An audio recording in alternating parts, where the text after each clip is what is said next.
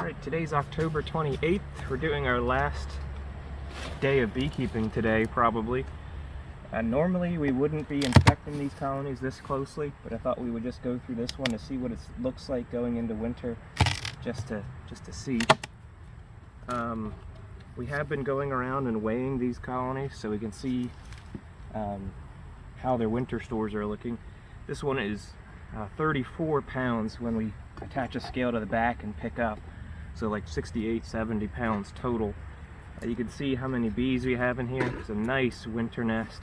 I'll crack this so we can see from the bottom. Ouch. Guard bees did not like that. See how many bees we have there. How many frames does it look like? Like 3 or 4. Yeah, so the top's lying to us a little bit. So we'll look through here, just a couple frames, see what we're seeing. We don't expect to see any brood this time of year, of course. Or if anything, it's going to be like a baseball size little patch of brood. They're pretty well shut down. Also, these frames are completely glued together at this point. It's almost a shame to break them apart, but that's showbiz, baby.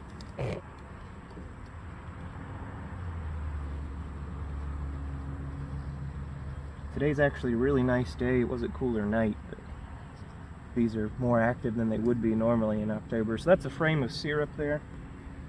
We have done some open feeding back at this yard. There was a lot of our colonies were a couple pounds light, so we put out a couple totes full of sugar or syrup for them, and that really helped to bring the yard up to weight.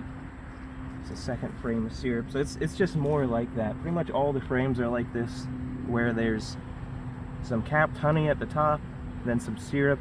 There's pollen mixed in on some of these frames, but yeah, we're taking about a 3, maybe 4 frames of bees into winter here, and probably, I'd guess, 4 frames of syrup overall. Maybe a little stronger than that.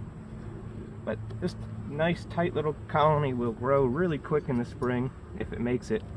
As you saw they did this spring, they're only better set up for next spring, so we'll see. That's pretty much the end of it for this one. The last thing we'll do is give them an insulation board.